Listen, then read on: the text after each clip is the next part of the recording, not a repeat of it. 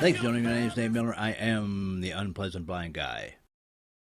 I'd like to thank Jersey Joe, purveyor of the podcast Reaver of Common Sense, who's been promoting my programs, and I encourage people to listen to Reaver of Common Sense, which can be heard, as can my own show, at places like High Plains Talk Radio, SHR Media, and Spreaker. Joe and I don't agree on everything all the time, but in the end, our commonalities make us stronger than our differences. And that's important. In Part 5 of this series, Wolves in Sheep's Clothing, I concluded an interview with Michelle Walsh of Canada, where we discussed the collusion of state-run and establishment media in the Islamization of Canada. This time I'm joined again by Fritzi of Canada and Tim Burton of the United Kingdom as we close out the November 30th RFB radio program with final thoughts and points on what happens when the population of Mohammedans in an area becomes large enough for them to begin imposing their culture on that of free societies. Kel, I think you have a very interesting story that goes along with this, because often people that are in what I call the new civil rights movement, which is a movement involving people who want civil rights for everyone, not just for one group of people, we're often called racist and this kind of phobe and that kind of phobe and bigots and things of that nature. And I've often maintained in the Unpleasant Blind Guy and on the other panel shows that I've been on that Islamists are the largest bigots of all. And Kel, you found a great story that ties right in with that just today. I think sometimes God just puts these things in our laps at just the right time. So take it away. Yeah, this is a very interesting story, and this alludes to what I was mentioning at the beginning of the program, Dave. Right. When I said that there's issues with ethnicities clashing with other ethnicities. And this story comes out of Toronto. Now, there was a young man. His name is Brandon Van Dither, and he was painted as the poster child for Islamophobia in Toronto. And he even had his very life threatened. Now, the young gentleman and two friends reportedly lashed out at two Muslim women on a Bloor's subway car. A brief but ugly encounter that would be broadly characterized in the wake of the Paris terror attacks that saw 130 killed by Muslim extremists as a shameful example of Canadian Islamophobia. Now, the teen met with them and apologized to both women. I wish he had not. Last week for his role in the exchange, but insisted in an interview with the Toronto Sun that misunderstanding and anger, not racism, fueled the encounter. Now, things escalated when Van Dither, who is of mixed race and with a black mother and a white father, and his friend, who is black, heard the Muslim woman accuse them of behaving like monkeys. The exchange, it did get heated, but this young gentleman, he was on the bus, or the subway rather, and somebody had stepped harshly on his heel. They were packed in there like sardines, but a common protocol dictates that when you step on somebody, you kind of know that you have, and when they turn around, you apologize.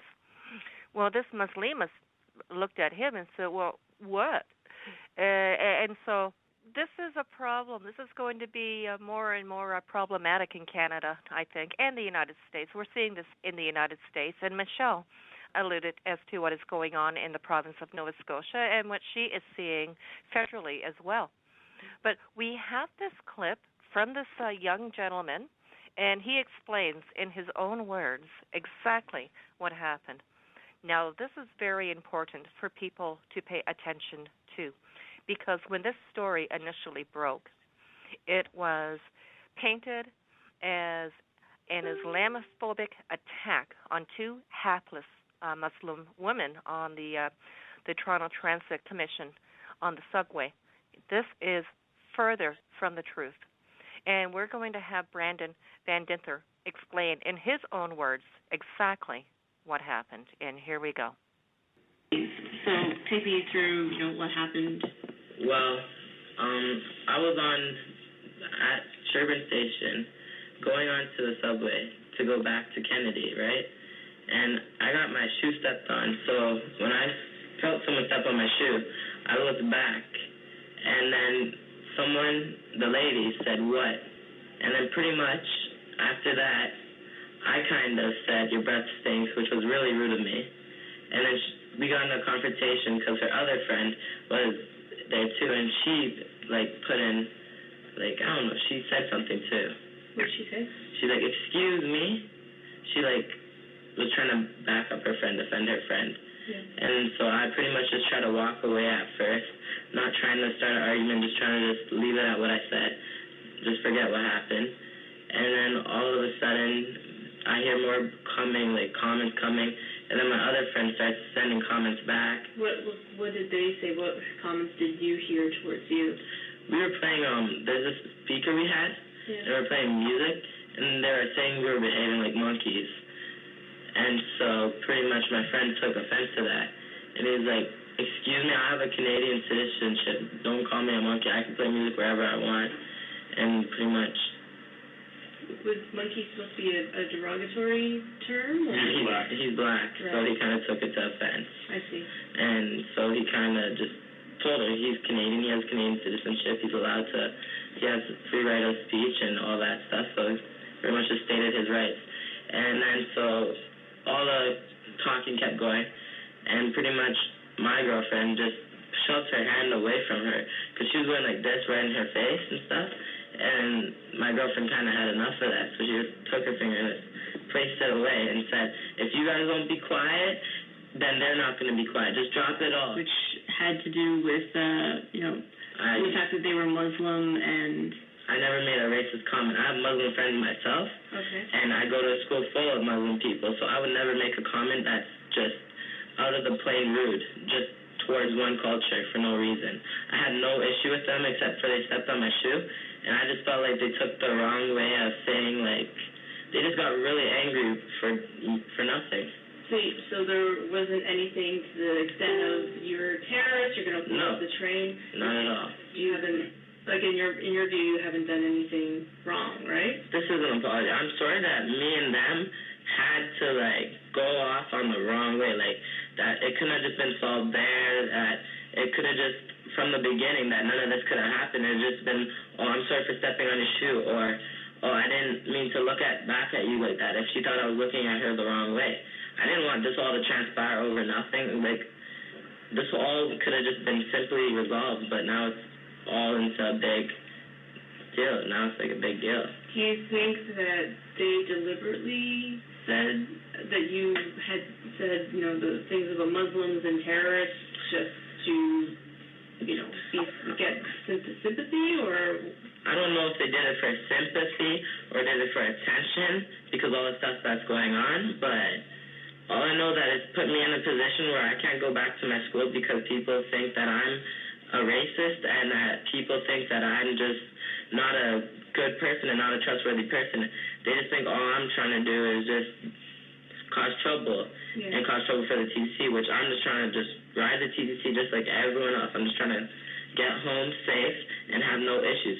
I didn't know that looking back for someone stepping on your shoe could have been such a problem and transpired into all this, but I apologize if those ladies thought that I had said something against their culture, and I apologize if they really think that I'm a racist because I'm not, and I have no problem with Muslims because I have Muslim friends myself. And there you go. And that he explained himself, a very articulate young man. We are getting ready to close down the program, and Michelle, I cannot thank you enough for joining the program alongside Jeff and Dave. And Michelle, thank you so very much for everything. Thank you for taking time out of your day to be here with us. Thank you, Michelle. This is an interesting story, and these are the things that we're experiencing in Canada right now, is that every time somebody feels slighted of a certain ethnicity, the fallout is much more profound than it ought to be. This young gentleman, he is a grade 11 student. He is very articulate, and he explained his side. Initially, when this story broke, it was immediately labeled as Islamophobia, and Michelle is absolutely correct in that the media got on the bandwagon, and I did mention at the beginning of the program that Muslims are being treated as a protected status. And I'm glad that this young man came out and said, look, this is what happened. And he even went further. He agreed to a meeting with these two Muslim sisters, and he apologized. And they did not apologize back, though, because they said, we don't remember calling him a monkey. Now, this is the catalyst of how this confrontation started, was because, you know, he involuntarily turned around. He was stepped on harshly. He turned around expecting an apology, and none was forthcoming. He was met with belligerence. And so his natural reaction was to react. And I can totally understand that. Now, this was just a Donnybrook on a subway. This did not have to escalate into a national story, and he was the perpetrator of Islamophobia. And you can listen to his voice in that video clip. You know he's very, very upset by this, and that he is clearing his name. This poor young gentleman was getting death threats. And Dave, I'll pass it back to you. You're right, Kel. This young man did not need to apologize to these women, but this obviously shows, again, what happens when there's a large enough population of Mohammedans. Anyone else would have apologized to him and said, oh, sorry, and that kind of thing. But their belligerence, their belief that whatever country they're in, because they are Mohammedans, they are the first-class citizens and everyone else are second- or third-class citizens, shines through very brightly in that story. Of course, this young man was offended about being more or less called a monkey. Any black person would be. That's a terrible racial offense. And it is typical, again, of what happens when Mohammedans think that they are now the dominant population, that they didn't apologize back to him for this grievous racial insult. Kel, I want to thank you and Tim very much for allowing me to utilize your program, which is an awesome show always, as what's going to become a series throughout December and maybe even the early part of January on The Unpleasant Blind Guy. You're all awesome civil rights loving patriots from different countries. Yourself, Tim, Jeff Mitchell, and Michelle Walsh, you have shown, I think, through these interviews that the problem is not going to go away, really, if we just ignore it. If we just ignore the problem of Mohammedans' refusal to assimilate to our societies, the issues between us all are going to get worse and worse until eventually the indigenous people of all colors of our countries are going to feel like these are not their countries anymore, and given a little more time, they won't be. And with that, Kel, I'm going to turn it back to you and Tim, and again, thank you very much. Dave, it was our absolute honor and our pleasure. This has been a very fun, exciting, informative, and interesting program. And Tim? It's been a most informative and interesting evening. I'd like to thank Dave for taking the trouble to come along on this show and ask the questions that he did in such a way that I hope we can say that we gave informative answers to all our listeners, and hopefully for the listeners who are going to be hearing parts of these interviews on Dave's own show. So thanks very much for that, Dave. And it was great to hear Michelle Walsh again too. I didn't get a chance to say cheerio to her directly because the quality of the line wasn't as good as it might have been. But Michelle, if you're still listening, it's great to have you on the show, and hopefully you'll be able to come back soon. And a big thank you to Jeff as well. But I'll hand it back to you so that you can give the listeners a few final words, Kel. Oh, absolutely. But what I would like to do is offer out a public service announcement. And if you are in the Toronto area, specifically in Thorncliffe, please be mindful when you take your dogs out for a walk around Thorncliffe Park. There have been a series of dog poisonings that are going on right now. And, well, I'd hate to say it, Tim, but Thorncliffe is a heavily embedded Islamic enclave. Oh, you do surprise me, Kel. You do surprise me. We have similar things over here. They tend not to get quite so well publicised over in the UK, but we did have one Islamic area in London where the Muslims were putting up signs saying this is an Islamic area and we don't like dogs, so please keep your dogs out of this area. And of course in places like Spain, dog poisoning is absolutely endemic in the big cities, of course, because the Spanish, like many other Western countries, have been foolish enough to let large volumes of these inbred welfare parasites into their country, and they have got to the point where they feel it's perfectly okay to go around poisoning people's pets. It's perfectly okay to accost people in the street and tell them they can't walk their dogs there. It's just the typical arrogance and aggressiveness and belligerence of Muslims when they reach a certain percentage of the population.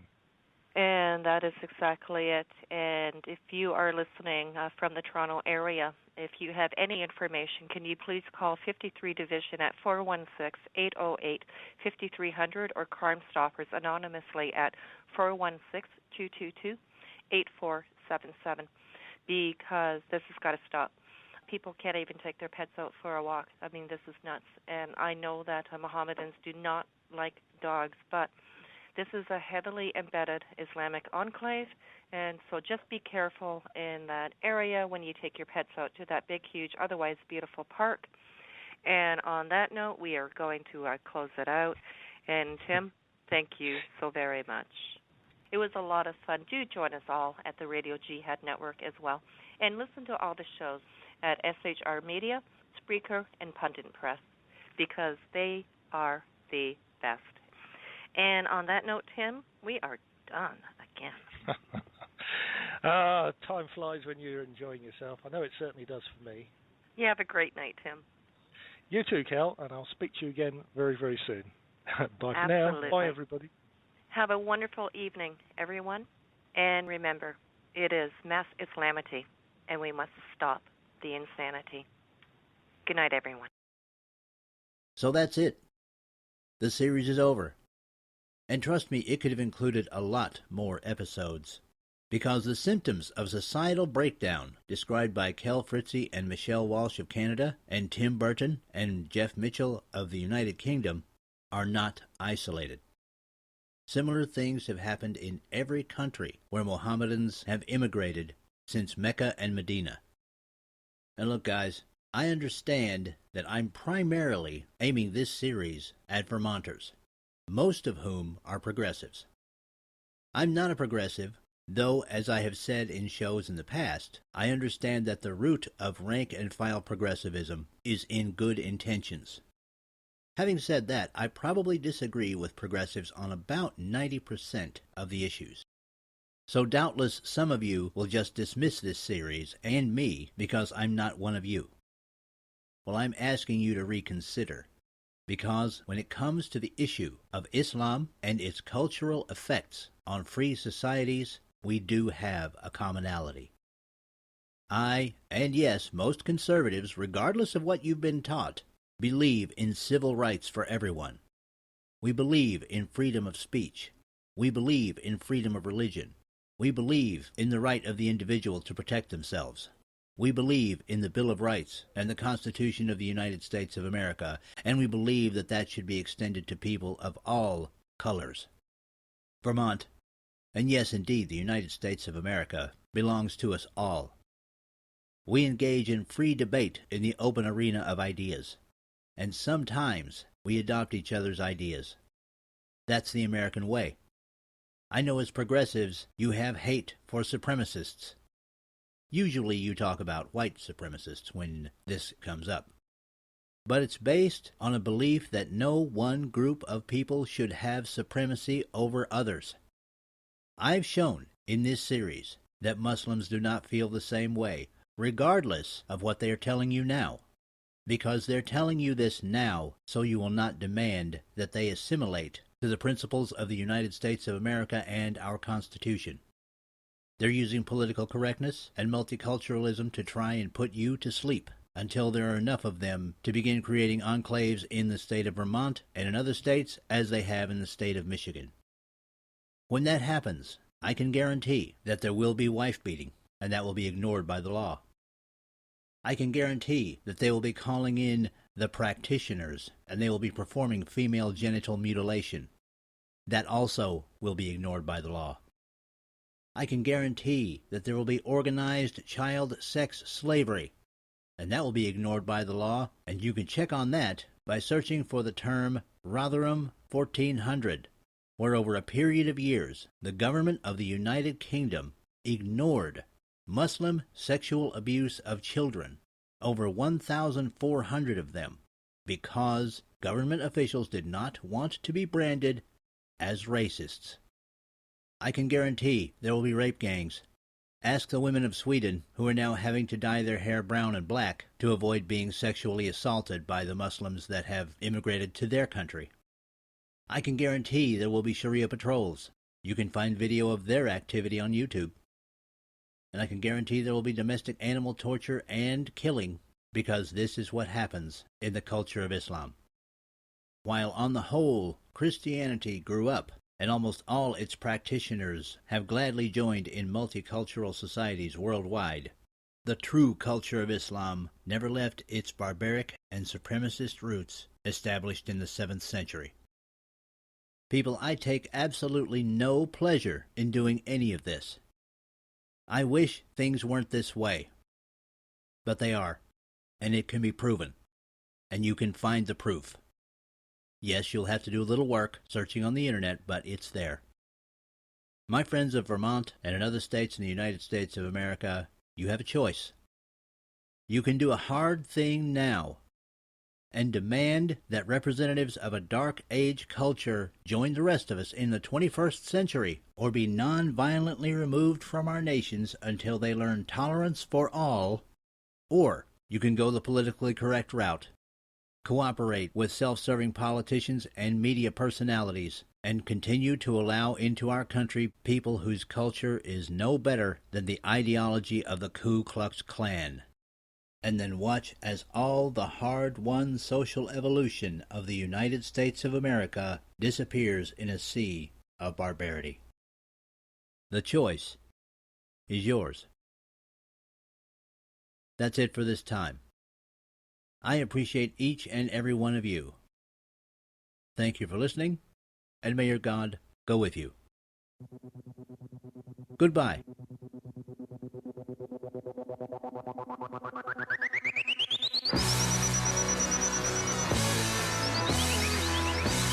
The Unpleasant Blind Guy is copyright 2016 Anno Domini.